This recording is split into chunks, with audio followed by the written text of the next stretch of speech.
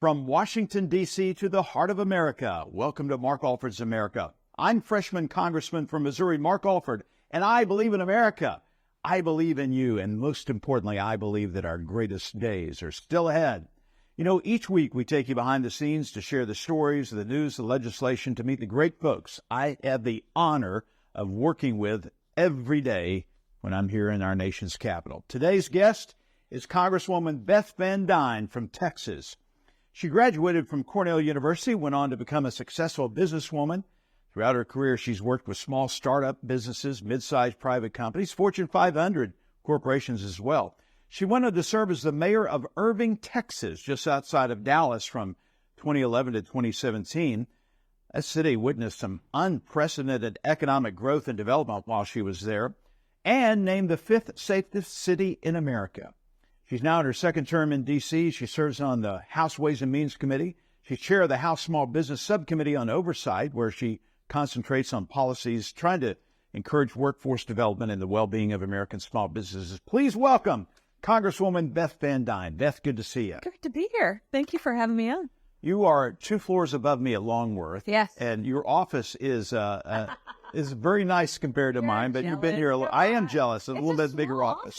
The member's office is small, but we do have access to the rooftop. Yes, you have a window that opens up, and there is a balcony out there, which is nice to be able to go out on. What made you want to get into Congress? So you mentioned that I was mayor of Irving. So I had been mayor for 6 years. Before that, I was actually on city council for 6 years.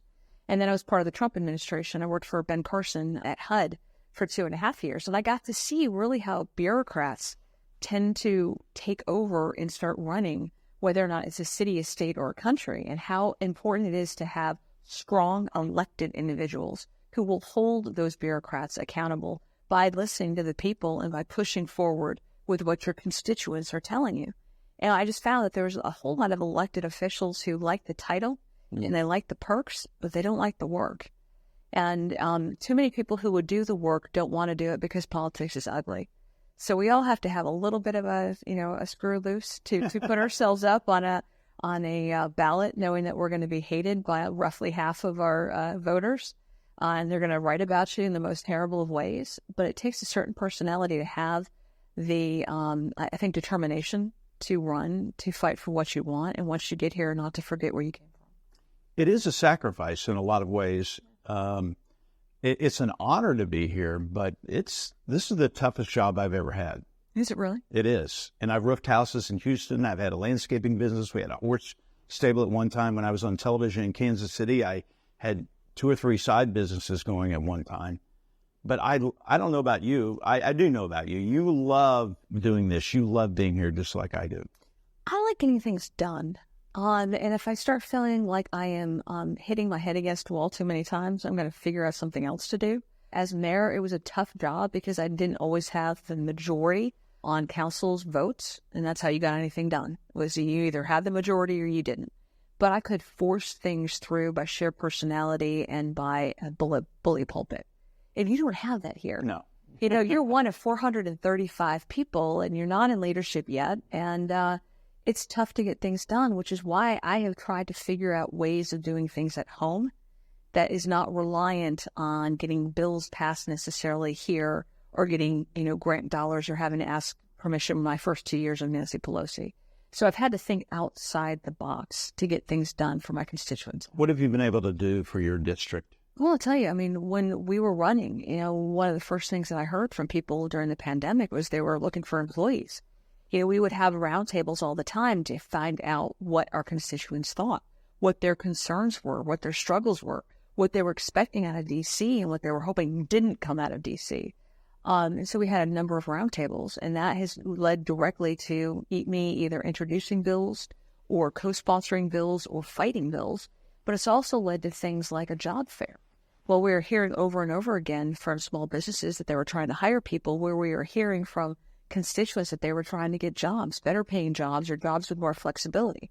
And so we started out 3 years ago with our first job fair, and we were going to do it at an elementary school library at the beginning because we figured it was going to be pretty small. People weren't really thinking about getting together. And we ended up having it at the Irving Convention Center, and we had over 6,000 people who attended looking for jobs, and we had almost 300 businesses that came. So we decided to do it again last year, and we did it at the Irving Convention Center again, and we did it in a bipartisan manner. I mean, we had Mark Vesey, a Democrat in the Dallas-Fort Worth area, come and speak. We invited all of the politicians to co-host, regardless of party. We asked all of the mayors to co-sponsor and to co-host. We asked all the chambers to get involved. And as a local elected official, once a local elected official, always a local elected official, I had great relationships with those folks. And they all used their email lists, their text chains, and they sent out information on our behalf. And last year, we ended up having 16,000 people who came looking for a job. And we had almost 400 businesses that came that were hiring. And so it was phenomenal. We've heard from these businesses it's the best job fair that they have ever had. Now people are actually counting on us to do it every year.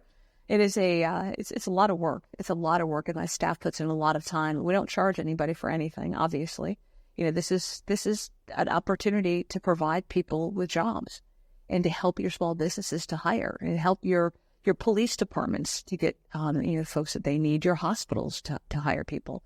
And the job fair wasn't just concentrated on, entry level. We had CEOs, we had doctors, we had attorneys, all were being hired at this job fair. So it was really something for everybody. This year we're doing it again. We're going to do it at Globe Life Field. We're not going to run out of parking. At what field? Globe Life, where the Texas Rangers play. Oh, okay. Out in Arlington. We're not going to run out of parking. I believe we already have 350 businesses, and it's not for almost another 2 months. It's August 8th. But those are some of the things. And then we look for opportunities to get young kids involved. So we have a great student council, where we have nearly 50, 75 students each semester. And we talk about everything. We give them an opportunity to ask me whatever questions that they want, but we also challenge them. We meet on Saturdays from 10 to noon, and we have them introduce a bill that they are really passionate about. But tell us how you're going to pay for it. Tell us how it has anything to do with the federal government. Why is that the federal government's responsibility? And then what they don't know is we're going to ask them to flip it. And the next time they have to introduce a bill that's the opposite of the bill that they introduce. Because they have to research it from both sides and understand both perspectives. But then we have things like an elementary school fly-in, where we just did it last month. And we had 150 people. They come here to Washington? Come here to D.C. And we arrange opportunities for them to go on the floor. We had a White House tour, the Library of Congress tour. We went to the National Archives. We had them meet with various embassies with the ambassadors. They had a phenomenal time, but it's getting them to have an opportunity to come here and see what life is actually like in Washington, see what the history of their nation is. We've done that. And then again, like I mentioned, we do roundtables, whether or not that's looking at law enforcement within the district, talking to mayors, talking to the school boards, talking to small businesses, manufacturers, technology companies. But a lot of people think that the job of a congressman, or they get the misperception that what we do here in D.C., and that's pretty much it. But really, the majority work is back in the district, serving our constituents. Don't you love it when people are like, oh, you're on recess. You should be in D.C. doing your job. Like, no, our job is to represent the people in our district. And if you're not in the district and you're not talking to those people, how can you possibly do your job here? So the hard part, like when we go home, that's when we actually start collecting the data. That's like our research. Mm-hmm. Here is where we put our research into action.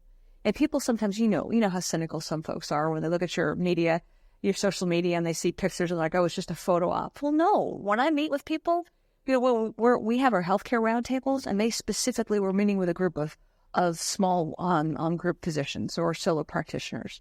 And they tell me, look, we feel like we are being run out of business because these businesses, the larger healthcare systems are taking over. CNS is not our friend. They're our enemy in many situations, and they are forcing us to have to sell because of all these regulations. So as a direct result of what I've heard in those roundtables from folks back home, when I come up here, whether or not it's the Ways and Means Committee or whether or not it's small business, we're concentrating on those issues and those concerns that we're hearing firsthand, which is why on the oversight, you mentioned that I was chairman of oversight for small business, why we've had hearings that specifically look at CMS's overregulation, how it's burdening small businesses. CMS is medical. Medicare. It's Medicare. Yeah, Medicare is basically. I hate it. Yes. Yeah, it's our government-run healthcare bureaucrats that feel like they know more than the elected officials. And even though we pass laws, their policies or regulations reflect what they want and not necessarily, and sometimes actually the exact opposite of the intent of the laws that we pass. But we have to hold them accountable.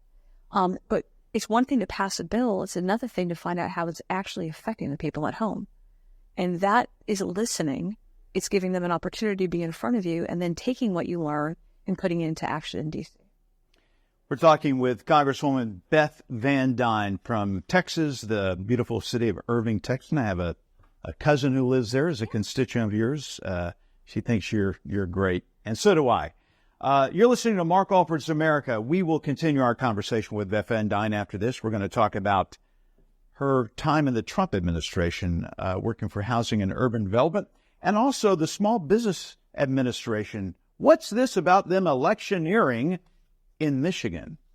That and more when we come back. Stay with us. Welcome back to Mark Alford's America, where we give you a behind-the-scenes look at Washington, D.C., and let you meet some of the folks helping shape our great nation. Today, we're in the office of Congresswoman Beth Van Duyne from Irving, Texas, just outside of Texas. Did you grow up in Texas? I didn't. Where'd you grow up? That I advertised, but I grew up in upstate New York. I say I'm a New Yorker by birth, but a Texan by choice. So you have your Texas passport then? I have been in Texas since 1986. Okay. So anybody that doubts my Texas roots, my kids were born in Texas, and my family all lives down there. So. Well, I was born in Texas. I'm a sixth-generation Texan.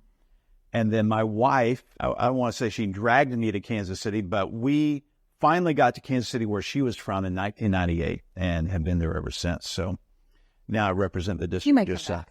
You may come back. No, I go back to visit family, and that's about it. You know, it took me about 2 years to get over Texas, because if you're born there, it used to be its own nation. There's a certain pride that goes. Yeah. But I'm very glad that I'm in Missouri. If I had not moved to Missouri, I would never be here sitting with you right now. I firmly believe that. God has a way of working things out, doesn't he? Very true. Very true. Let's talk about your time with the Trump administration. You worked inside the Housing and Urban Development Agency. Tell me about that. Well, I had worked on a number of housing programs, veterans programs, planning and zoning when you're a mayor and your city council. All that is local. And when I was asked to join the Trump administration, they specifically asked if I would work with Ben Carson. So I went down to Florida to interview with him, and I will tell you, I was blown away. He's one of the most brilliant men I've ever met. And something he said really stuck with me. He said, the goal that I have is we tend to look at least the bureaucrats, the workers, tend to look at the number of people that we put into our programs as success. We need to change that. We need to look at the number of people that we graduate out of our programs as our mark of success, making them independent. Making them self-sufficient, allowing them to have the tools to be able to actually look at generational wealth.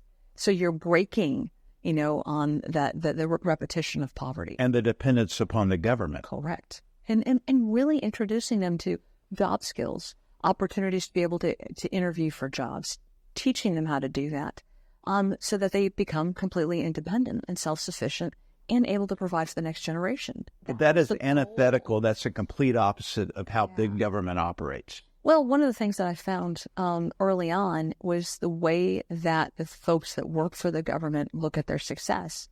A lot of it has to do with their budgets, the number of people that work for them. So they want to expand their influence. They want to expand their programs. So the more people they get signed up is how they will give themselves good marks and increases in pay.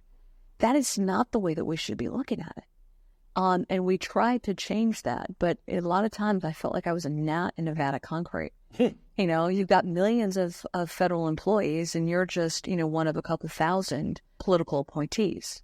And that's a hard thing when they know that you're going to be there for a very short period of time. Typically they can outlast you. They can outlast. They have seen dozens of you come and go. In my first day in the office, I pulled together the management team, so managers, directors, and I asked how long people had been there. Yeah, I just asked everybody at the table to just go around, tell me a little bit about yourself, how long you worked here. The person who worked there the least amount of time, how long do you think? 5 years. 17. What? Person who worked The least? longest. 35. Nope. 40. Nope.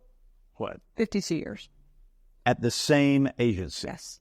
And weren't even running their department. And they'd seen 50 of you. They'd seen me come and go. And all they had to do was just outlast you. Right. And so it came. How do we change that, Beth? Well, that's part of it. That's part of the issue that we're dealing with right now is from a regulatory standpoint. They just keep adding layers and layers and layers. And once you have a regulation, you got to hire people, right, to enforce it, to interpret it, to advertise it. And it just keeps growing. And one of the things that we try to do, in our small business committee was I introduced and passed out of our small business committee language that if you have a regulation that has to be budget negative or budget neutral, meaning you can't continue to add the burdens to small businesses, but you also can't continue to add layers. So if you're going to add a regulation, you got to take some away. Trying to codify President Trump's for every regulation you add, you got to take 2 away. Try to codify that. There's other ways that we're exploring. Is it sunsetting those provisions so that it would literally take an act of Congress to get regulations added again? But in the last 3 years, we've seen the Biden administration add, $1.3 billion of regulatory burdens on our businesses? That's not sustainable. And we're not even in control of those. We'll pass a policy, but you know what this is like up here. So much of what we do is reacting. It's a crisis, and we're reacting to a crisis. So little of what we do is actually go back and clean up our work. We don't go back and check and say, okay, this bill was passed, but what is the effect of it? What are the dominoes that went down? What are the unintended consequences, the costs? We don't do that nearly enough. So trying to make that automated, whether or not it's looking at bills that would prevent it from escalating, like it has to be budget neutral, or sunsetting provisions, I think are things that we should be exploring. It's not sexy. Talking about regulatory reform is not going to get you the front page like, oh, it was sexy as dinosaur. But it is so important and effective.